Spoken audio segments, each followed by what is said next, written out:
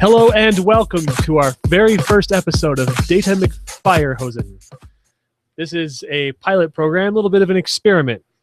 I want to do a little bit of tech news, give you my thoughts and opinions, and I'm going to try and have a couple guests on this show. I don't have any guests lined up for tonight. This is just a preliminary pilot episode to get the format down. If you are currently watching us on YouTube, you can go ahead and head over to doogielabs.com.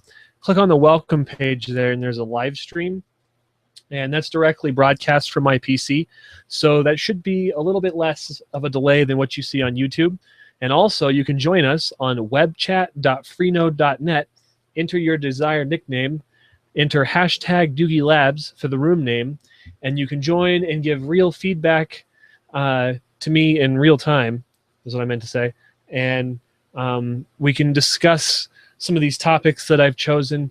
And so my intent with this is that I wanted to give something that's available on my website, downloadable as an audio broadcast. I wanted to take an approach with this because I get a lot of people who enjoy what I do, who are interested in hearing what I have to say about certain things and discuss topics, but they don't have time to sit and watch, an hour's worth of video. But while you're working or something, it's handy to have, something to talk about. And I know that I like to listen to a few people while I'm working. And so this is kind of an experiment to fill that void. So I'm going to make this broadcast available after it's over as an MP3. And then you can download it and listen to it later. And these are the first couple pilot episodes. So if this is something that interests you and you want to see more of these, please let me know. Okay, so to kick it off, I have actually cherry-picked some tech news over the week, and I'm going to review these. And so this is going to be current events, and it's not always going to be from one source. A lot of these kind of are largely picked from one place. So if you are a regular surfer of the same sites that I like to read, you might have heard some of these already. And I know that a lot of these are also on other channels. So we're going to start with the fact that Chrome this week has owned 25% of the market share as far as web browsers go. That's very interesting. I have used Chrome, and it doesn't work so well for me. So I hope they make it work a little bit better. It's funny because the broadcast and everything that I'm doing here with these Google apps, it actually runs better in Firefox than it ever has in Chrome. And I don't think it's the computer. So that's kind of interesting. And it'll be cool to see how they progress with that. It's interesting that Google has their own web browser now. And Internet Explorer is going to completely go the way of the dodo, which is fine. I mean, really, we've been trying to usher it out for years. So that is cool. That is the end of that. Another headline that caught my eye this week: CyberLock lawyers threaten security researcher over a vulnerability disclosure. And there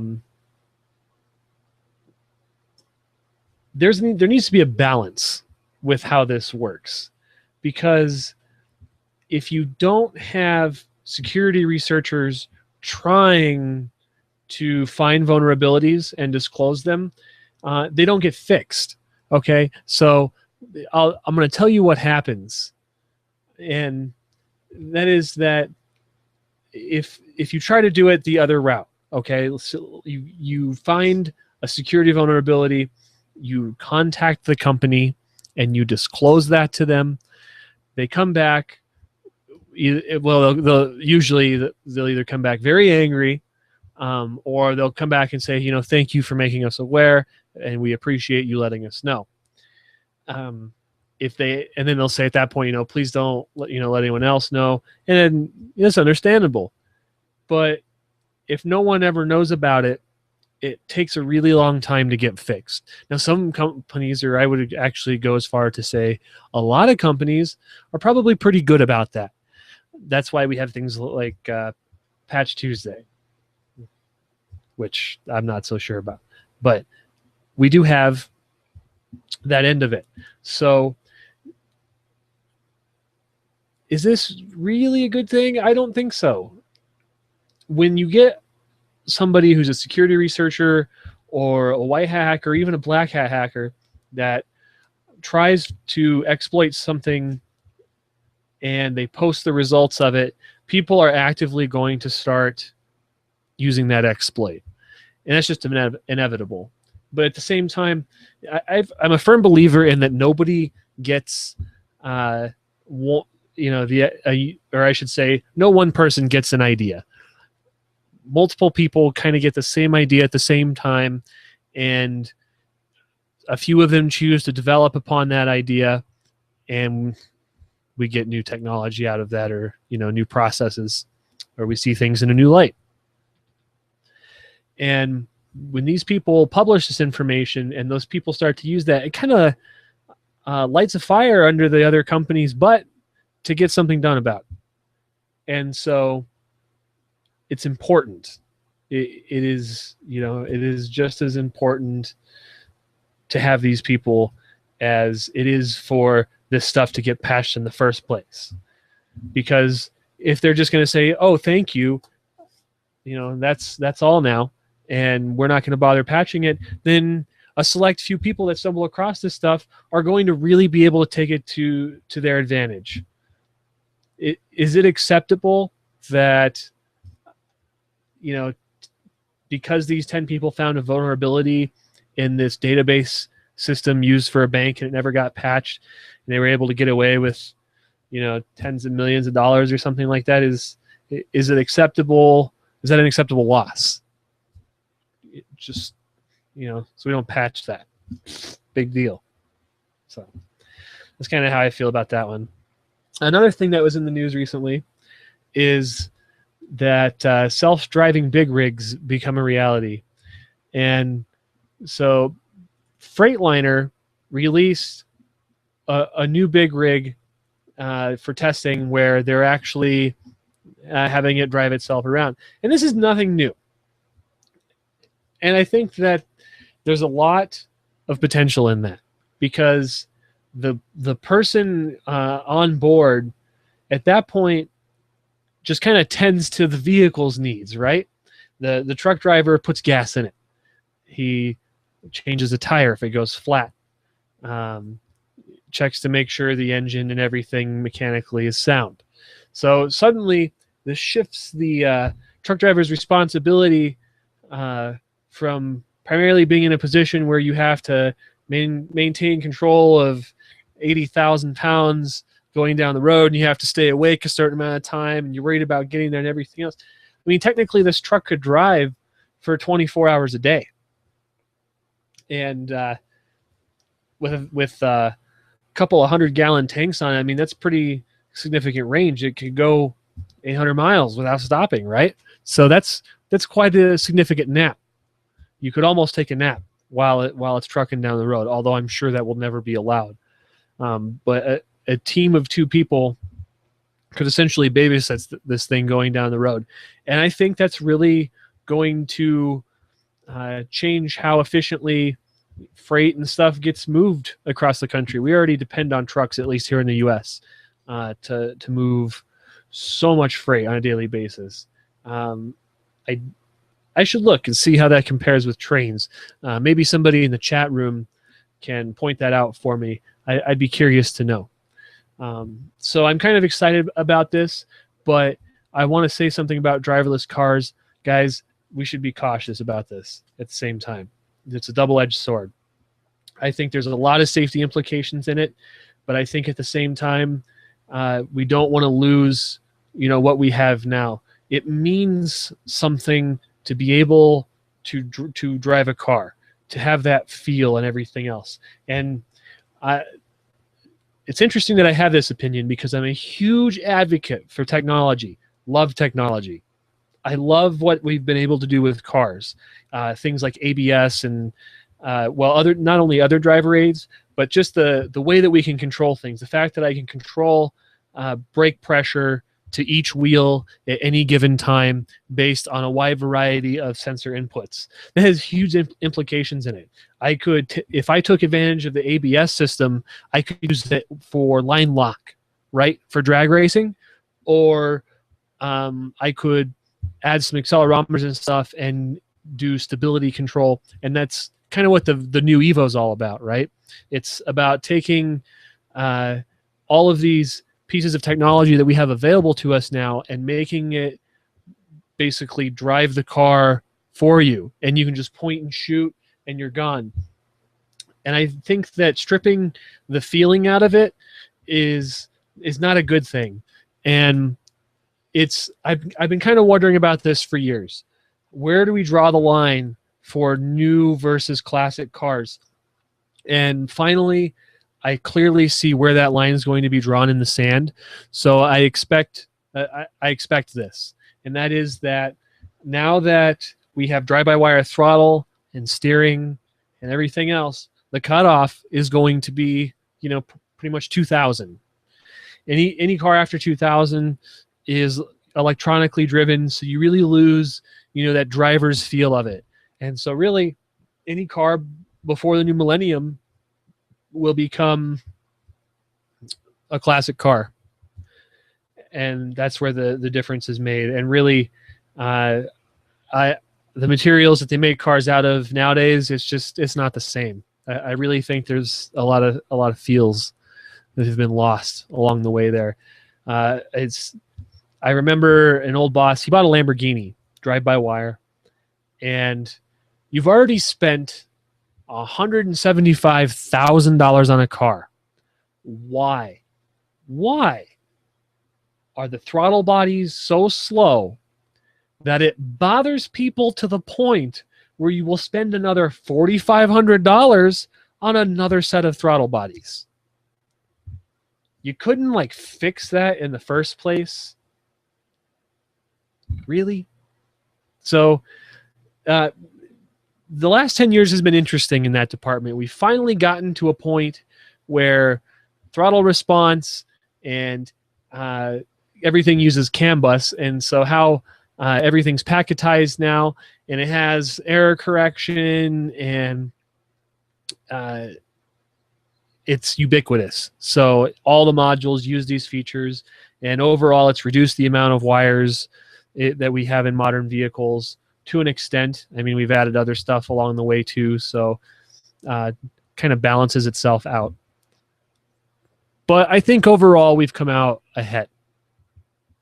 Now, it'll be interesting to see where we go with this.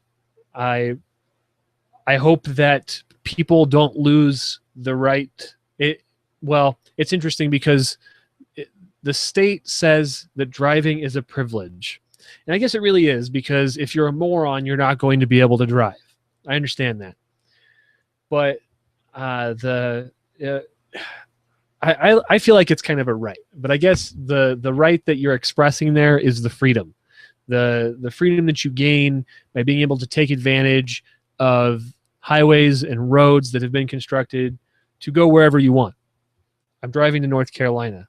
I don't have to sit on a plane packed like a sardine can, and I can't bring the dog along, and I have to go get scrutinized by the TSA, and they want to look at my junk and all that other good stuff.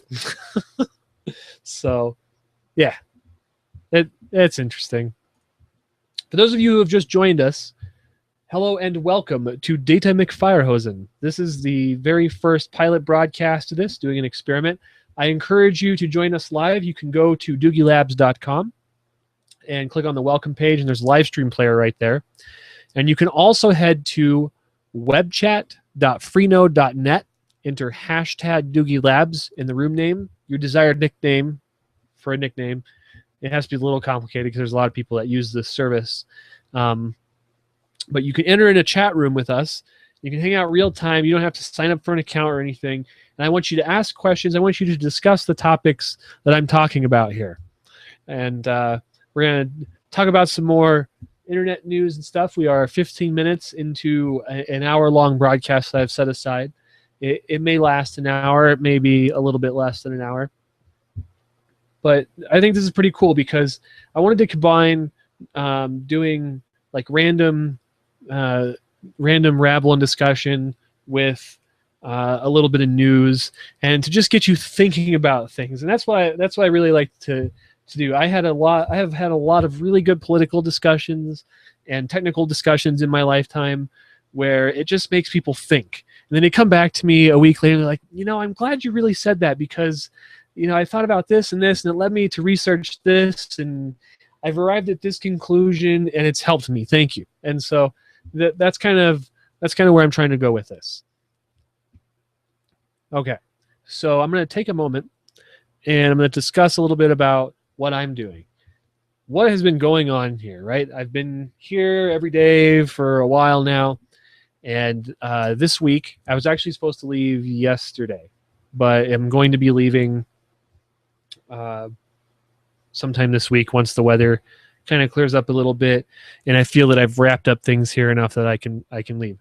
I'm going back to North Carolina, and I didn't get like the video editing done, as much of it done as I needed to, and I don't have a laptop capable of editing HD video, so that's really a problem that I'm going to have to face.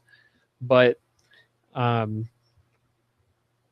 I am wrapping things up here, and that's why I got the G5 done. I'm going back to finish the camper project I've been working on, which I haven't even edited the first round of the video for.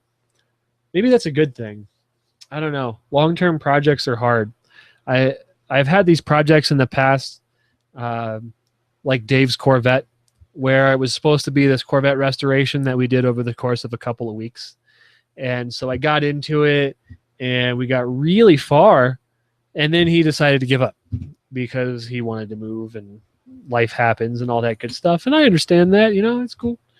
And then he got rid of the car. So started a project that didn't get finished.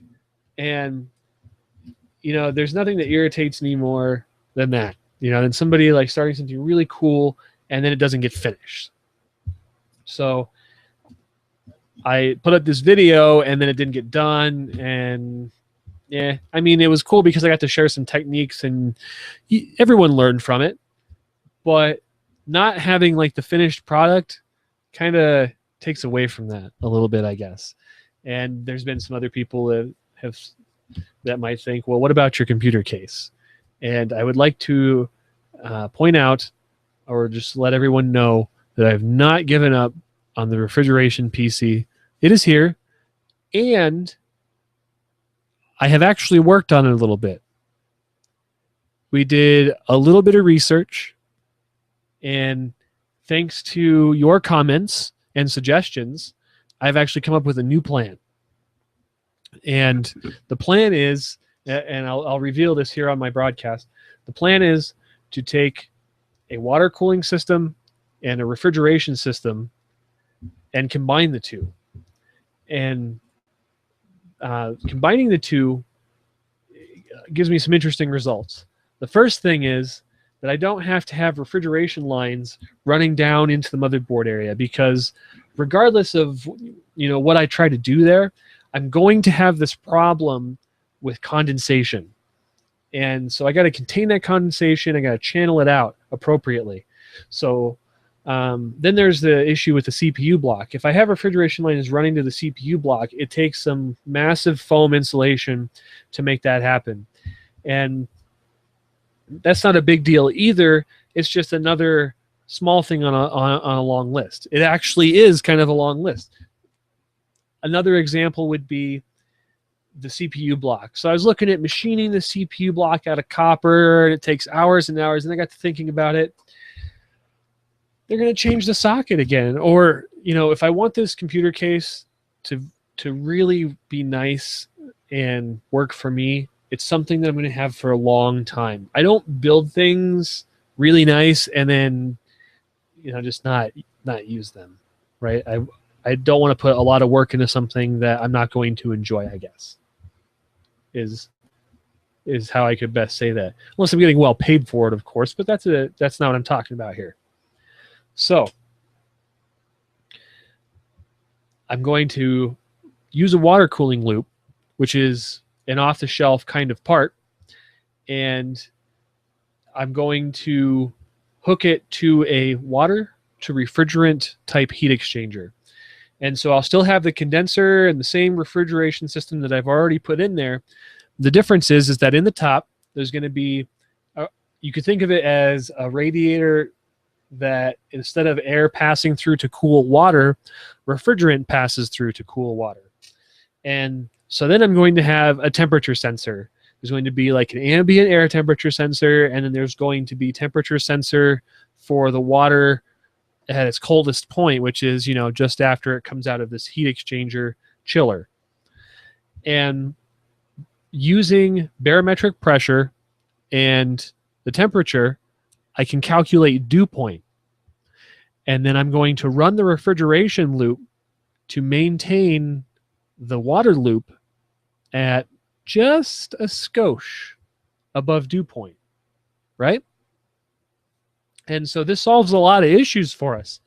I don't have to have, I mean, yeah, it becomes a little bit more complicated because now I'm adding water and I have to have a water pump, but I don't have to add like a giant water radiator because the refrigeration system takes care of it. It just expands on that, right? Nightwolf suggests maybe don't use water, something that has a lower temp, maybe alcohol. And that's a great idea, and I like that. And perhaps trying that could work out really well. But the thing that I'm trying to avoid here is the condensation that actually collects on the tubes that run over the circuitry itself. And if that condensation collects, it's going to run down the tubes and then drip off. And originally I figured out that I could kind of control this by putting a drip loop in, so it kind of hooks down, and then it makes like a circle and comes back up. And the circle is the lowest point, right? So it kind of drips off there into a tray. You know, that could work, but at the same time, I'm actually having to deal with moisture inside the case, and that's not kosher. When I can put it up in the separate refrigeration area, and I can channel the moisture out by keeping a tray there, and I can avoid having moisture altogether inside the main computer area, minus what's inside the tubes, obviously. But hey, that's food for thought. You know, it's still going to be around. As far as the G5 quad goes, fantastic. It has been working pretty good. I have the spare processors. That was the set of processors I took and put on the water block set that I rebuilt, or liquid cooling system that I rebuilt. It has been working okay, but one of the processors that's in that set is actually going bad. So I'm not going to keep those processors in there forever. When I get back from North Carolina, I'm going to go ahead and switch those processors out. I'm going to purchase another set of processors off of eBay. I do have a good set of processors that I could put in there right now, but the intent of this whole thing is to have two good working sets of processors. And the other thing was I wasn't sure how well the water cooling system was going to seal after I had fully rebuilt the thing. So using the old other questionable processors wasn't such a bad thing. If it leaks, you know, I don't kill the good parts. So we should be okay there now, though. It's been running fine for about a week and had no problems whatsoever.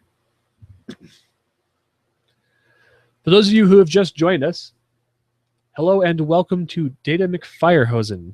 I'm your host, Doogie, and this is my tech news, tech talk, and project review, kind of an intermediate. You get to listen to me ramble for a little bit, and I get to pick some topics. I have cherry-picked some news, and I get to answer your questions. I get emails and everything else. So if you have a question, comment, concern, or suggestion, I encourage you to drop it in the comment box. Actually, I have Q&A here. Ask your audience to submit questions. You can submit questions to me via the Q&A. I'll try to remember to check that periodically. You can also watch this live stream in a little bit better, closer to real time, and better quality, a little bit closer to real time. At doogielabs.com, click the welcome page. And I encourage you to join us in the IRC, and you can jump into the discussion and you can ask questions in real time. Go to webchat.freenode.net. Hashtag doogielabs will be the room name. Enter your desired nickname, and we'll be good there. I have another announcement to make. The Spark Classic IRC server that we have put together will be put to use here very shortly. I am getting ready to put that online. We're going to host, I wanted to host that from my buddy's internet connection, but they kind of jacked up the rent on him. So he's getting ready to get out of there. He's going to find a better place to live that hopefully doesn't screw him so badly in rent. So unfortunately, I won't be able to put that over at his house. Now, I think I might just host it from here. I might hold off. I don't know. I don't know what to do about that. But this machine has been up for over a month now, and it's on my custom compiled 2.4 kernel. It's been great. Been quite lovely. Okay. Let's go back to the news. We got a little bit more news to do, right?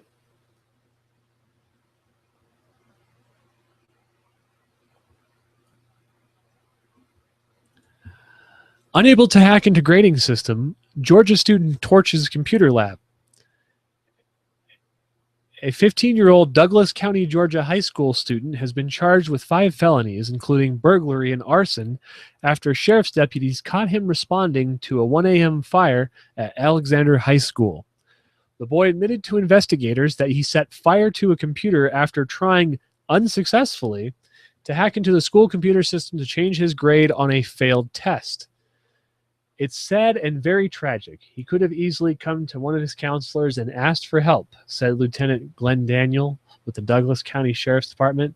From what we can tell, the student was mad and frustrated because he could not hack into the system. Lieutenant Daniel said the charges could land the young man in prison for several years. The computer lab was cleaned up and reopened in time for the start of that day's classes.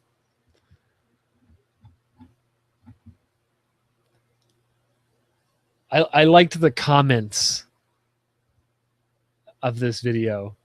I thought they were rather silly. My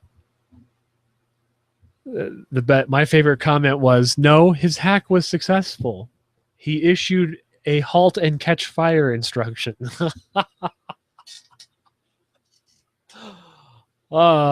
So that's just to pay a little bit of homage to classic computing. Love it. Love it. So I guess he was successful there, right? Okay.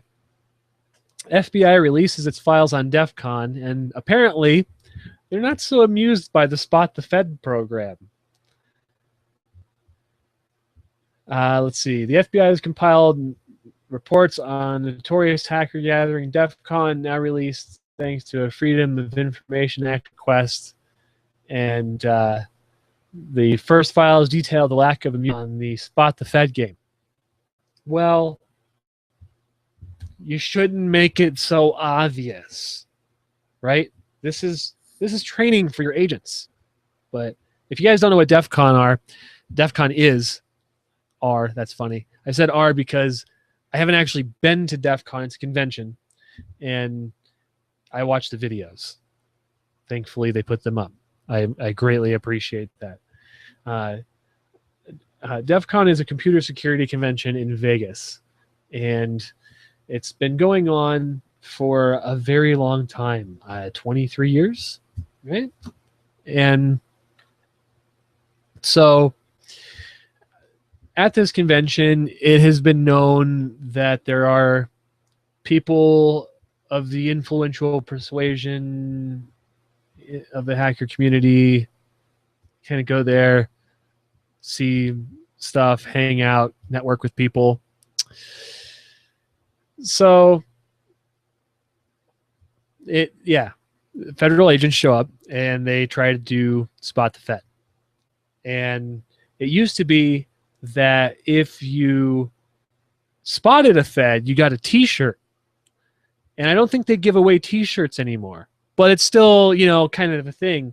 If you think somebody's a Fed, you grab a goon or you grab a security person and you say, I think, that guy's a Fed. And they go and they pull him aside and they ask him a series of questions. And if he is a Fed, you both get a T-shirt. You get a T-shirt that said, I spotted the Fed. And then I think the Fed got a T-shirt that says, I am the Fed or something. I think that's how it worked out. But apparently they're not amused by that. It should be a training exercise. I thought that was pretty cool. SpaceX successfully tested their passenger escape system, and it looked like it worked out pretty good. Once I get this Hangouts kind of broadcast thing dialed in. See, YouTube kind of inhibits me from doing what I really could be doing. Although YouTube does allow me to do RTMP streaming and stuff. So I need to play around with that. And once I do that, I'll be able to play this video for you. But they successfully tested it, and I thought that was really cool. Just kind of keeping up to date on that. Since we don't have NASA around, that kind of leaves us with SpaceX, right? Pulling for the U.S. space program. It's now privatized. And, if you're filthy rich, why not, right? Let's go explore some other planets. Now, they're doing it for commercial space travel, but, to each their own. Another headline, Apple Watch's hidden diagnostic port to allow for battery straps and innovative add-ons. Apple's watch launched 2 weeks ago to some unbelievable hype and coverage in the press. However, it appears one feature flew under the radar, and Apple actually had just one more trick up its sleeve. You see, on one side of the watch face is a hidden door that exposes a 6-pin port. It's assumed that this could be used for diagnostic purposes, but with an Apple Watch in hand, a company by the name of Reserve Strap was able to verify that it could also be used for charging. This seems pretty huge and strange at the same time. Why would Apple keep such a thing quiet? And the Apple Watch's battery life isn't what most people consider impressive.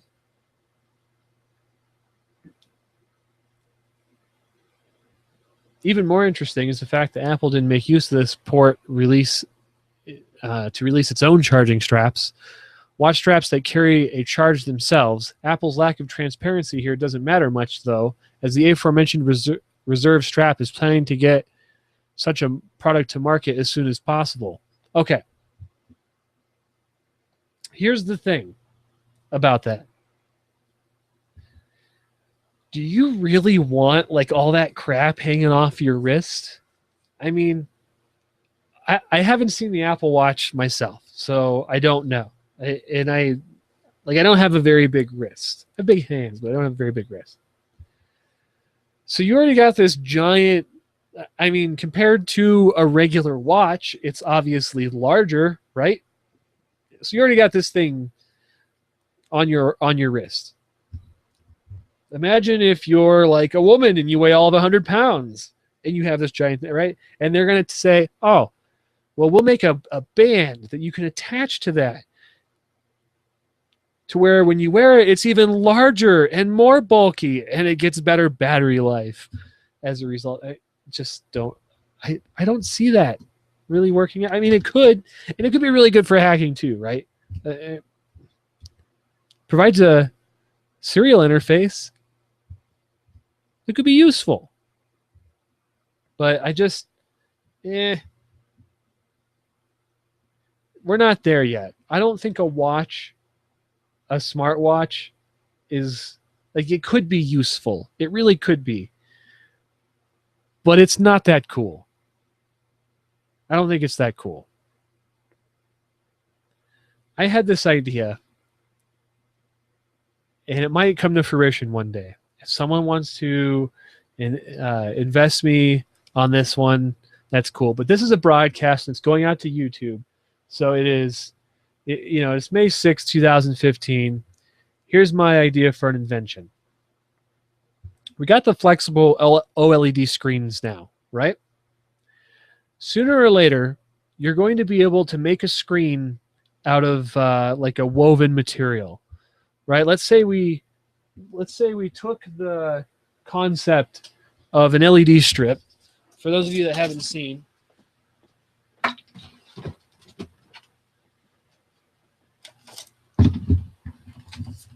you can buy this online now. If you go to Walmart and you buy this, you paid too much. But it's a RGB LED on a strip. And they actually make these with little chips, so the LEDs are individually addressable. So theoretically, if you had a controller and everything and you hung up enough of these, you could make a screen.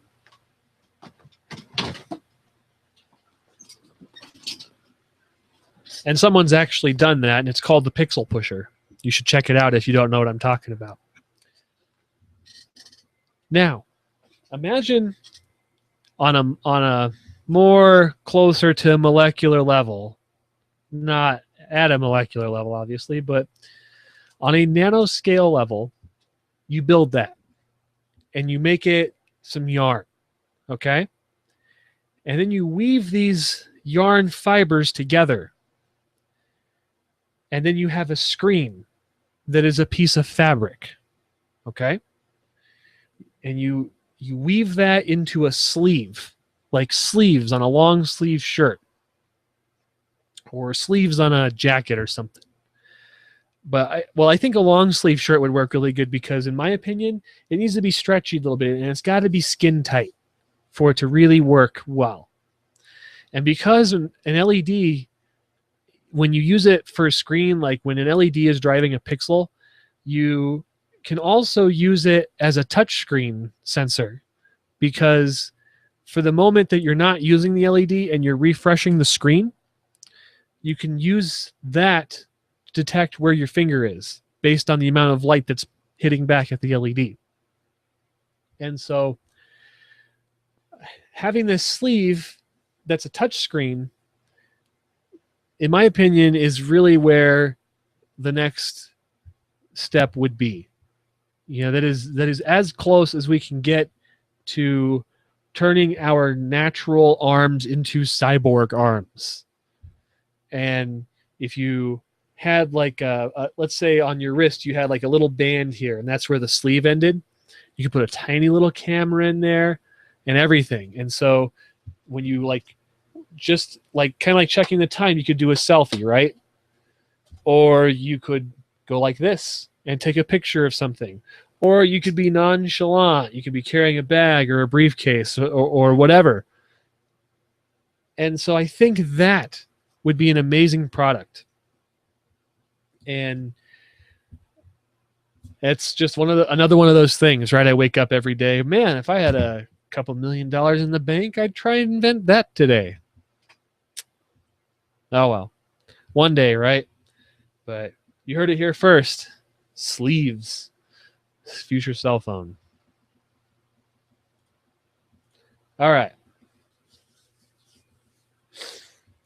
Need a drink of my water. I'm getting parched.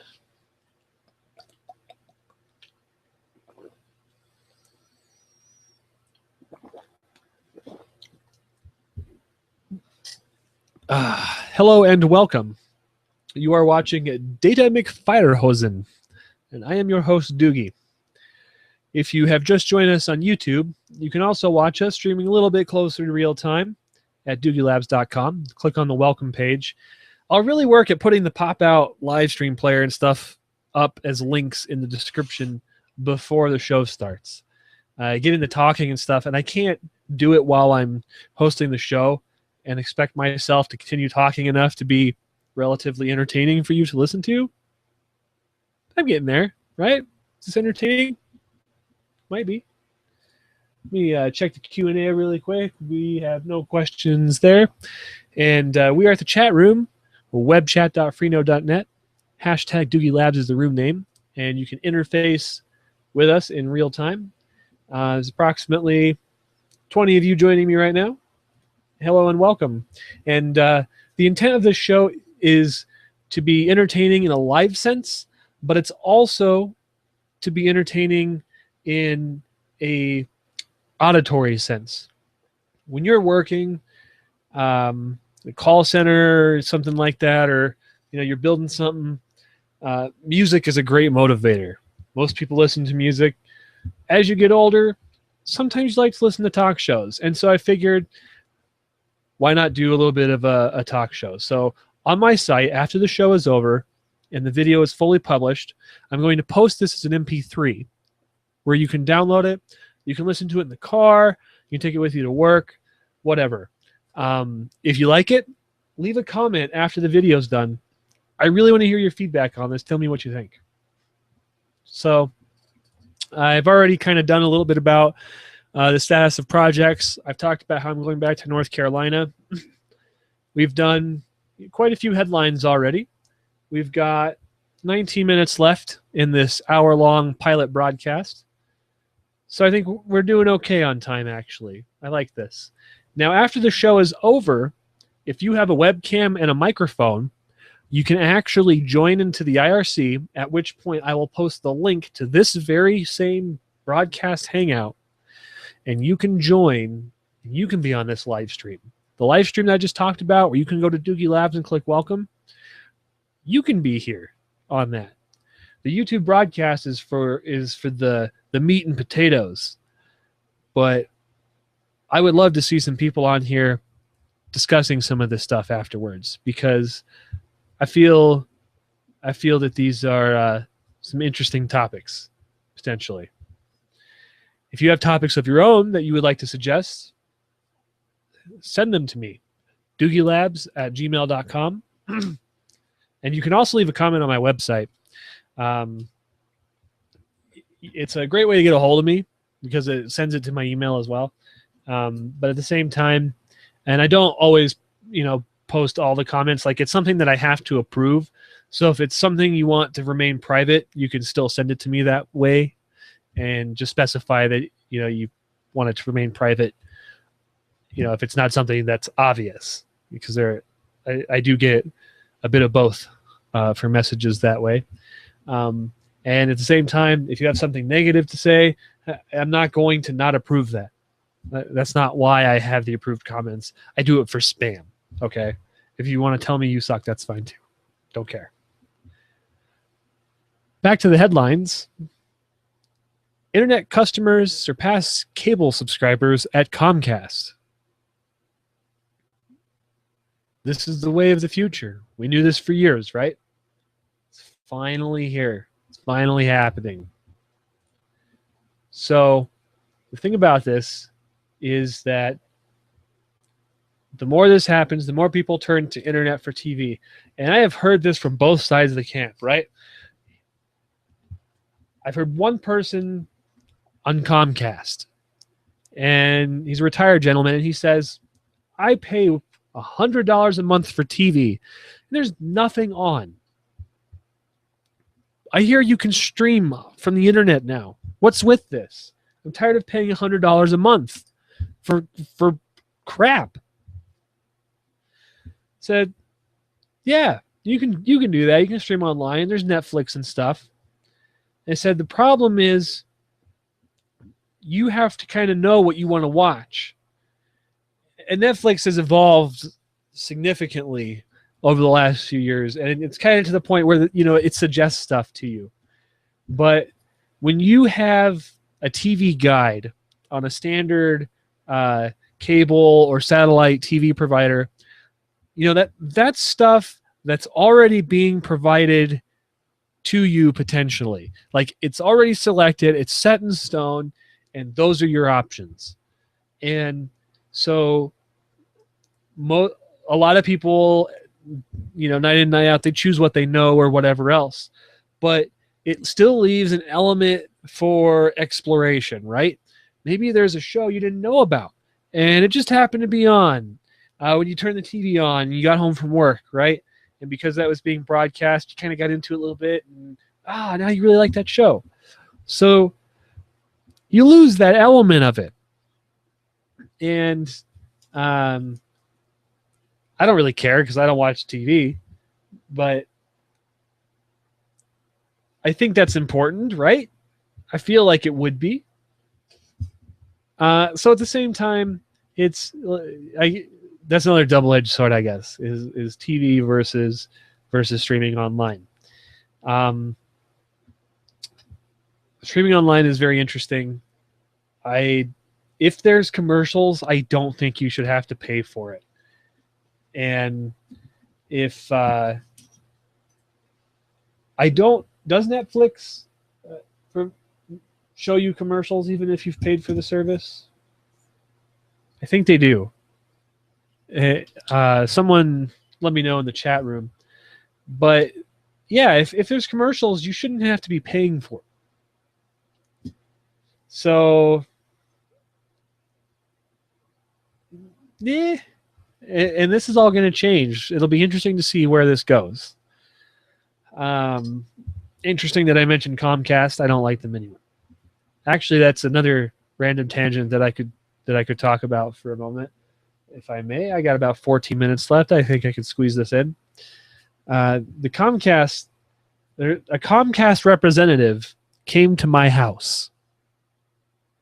For those of you that don't know me very well, I don't like Comcast. I have good reasons to not like Comcast. I would like to state, though, that their service, reliability-wise, is not that bad. Speed-wise, it's pretty good, as long as you're going to NBC, Google, or whatever. But if you want to send thousands of SYN packets at once out to various IP addresses to see if you get a response on certain ports, they tend to limit you on that. I don't like Comcast because of how they play the politics game. Okay? They spend a lot of money trying to influence politicians and, pushing their own thing. And the FCC kind of pushed back a little bit, and that person was a cable lobbyist, or the chairman of the FCC was a lobbyist for cable. I don't know if he did anything for Comcast specifically, probably, but I was a bit surprised at how he reacted. I figured a lobbyist for cable, great. That's great. We're gonna get the Comcast Time Warner merger, and so far it's been on the rocks. So, and we'll see how it goes.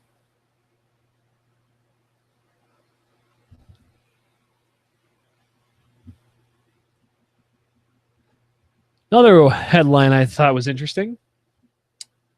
Police can obtain cell phone location records without a warrant. The new ruling from the 11th Circuit Court of Appeals found by a margin of 9-2 that law enforcement does not need to get a warrant to grab your cell phone's location records. The justices ruled that there is no expectation of privacy for your location when you're using a cell phone. This decision was based on a case in which a man was convicted of robbery after months of location data was given to authorities by his cell phone carrier, Metro PCS. Police got the information using a court order rather than a warrant because there were less stringent requirements involved. One of the judges wrote, "We find no reason to conclude that cell phone users lack facts about the functions of cell towers or about telephone providers recording cell tower usage." Now, this is very interesting. I think that they should have to have a warrant because it's not necessarily public information, right? The that's the dividing line for a lot of things. Okay, my car being parked outside in my driveway, okay, on private property at that, but that's a whole separate issue. Okay, but if my car parked outside in the driveway has license plates on it that expire, and the city sees that, they can legally tow the vehicle out of my driveway and then stick me for the tow bill. Or I could go get the license plates renewed, right? And it'd be fine. But my point is that if you took the same scenario before the city person drove by and saw, in public view, your license plates, if you took the same scenario and put the car under a car cover, they can't look under the car cover, because at that point, it's no longer like a public, it's a private thing, right? So this, I think, kind of applies. It's kind of the same thing. Because this data is not publicly put out there, like this stuff isn't published. So-and-so's location isn't published. Is it fair to say that you going directly from one place to another is public information? I mean, if you don't go somewhere public, like let's say you go from one individual's house to another, and you don't stop anywhere. I guess if somebody saw your face in the car, like that's public. Okay, bad argument, I know, but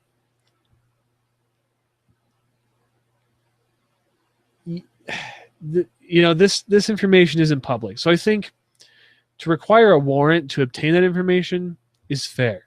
It's no different really than when they go to an internet service provider. Most internet providers require a warrant, right? And what is that warrant for? It's to determine your location at a certain date and time, right?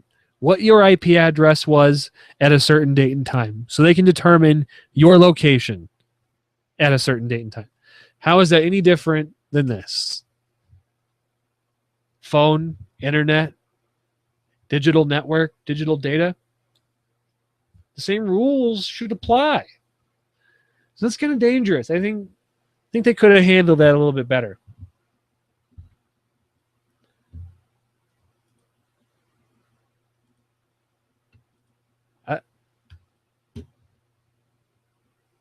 Yeah, that's how it is. So this went pretty well.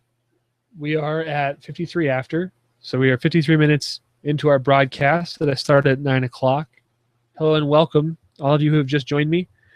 I'm actually almost wrapping it up. I'm going to quickly recap. This is an experiment. I know that there's people who don't have time to watch an hour-long video. And so this is kind of an auditory version where I give an update to some projects that I'm doing. I read some headlines, and I critique them. And I encourage this discussion here in the chat room. And you can also watch this live. And once this show is over, here in about 6 minutes, I am going to go ahead and post the Hangout link in the chat room, and then everybody can join in here and discuss the topics at hand or show off a project. Datamcfirehosen is about everything. It combines what I talk about kind of in random rabbles with current events and what I'm working on, and we tie it all together. I think this could work out really well. Kind of a rocky start here. I don't feel like I'm flowing quite as well as I could be. So I'm definitely going to try another episode. but I do encourage everyone who's watching to give me some manner of feedback, because I do greatly appreciate it. As a matter of fact, it was your feedback that got me to do this in the first place, because I had several people write me and say, hey, I really like it when you take some time with just you and, you kind of do your own thing and you set your own narrative a little bit, because, you explore issues and stuff that you don't normally see every day. Like, I kind of do things in a little bit different way. And when I have time to sit and kind of work on something for myself for a little while, or discuss stuff like this, it encourages, I feel at least, a little bit of critical thinking, and kind of plants the seed, right, for thoughts. Why are these things the way they are? And these are questions that I ask of the universe every day. Why am I here? Why is this way? And I think in sharing that, we can derive from the thoughts out of that a suitable conclusion, perhaps. Oh, wow. Okay. So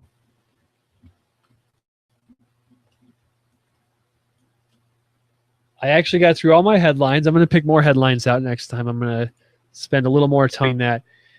If you haven't been in the chat room before, you can join us on webchat.freenode.net from your web browser. No special chat client or account required. Enter your desired nickname. For the channel name, it's hashtag Doogie Labs. And there is a CAPTCHA. You got to enter the CAPTCHA. And you can come talk to us. I'm going to be around after the show. I'm going to hang out and see what's good. So I've been decorating, cleaning, getting ready to go. I got some jazz drive testing that I've been meaning to do, and more fun stuff. Oh, I got to edit the rest of the G5 video, right? I'm most of the way there. I found the other memory card. I downloaded the rest of the footage, so we're good there. Expect to see that out sometime this week. I don't know. I don't know if I'll get any other footage beyond that edited. I have a lot of Corrado stuff. I have all the North Carolina stuff still. So there's just so much to do. Anyways, I hope you enjoyed my very first hour on Datamcfirehosen. I don't know at what frequency I want to do episodes like this. I'll probably do one again in a couple days. It might be a weekly thing. Probably be a weekly thing. I think it's fair to do it a week. How long would you want something like this to be? Was an hour enough? Is 2 hours preferred? Let me know. Once again, your questions, comments, concerns, and suggestions are appreciated. So I think that's pretty much going to wrap us up. So I'm your host, Doogie. Thank you for watching this very first episode of Datamcfirehosen. And until next time, have a good one.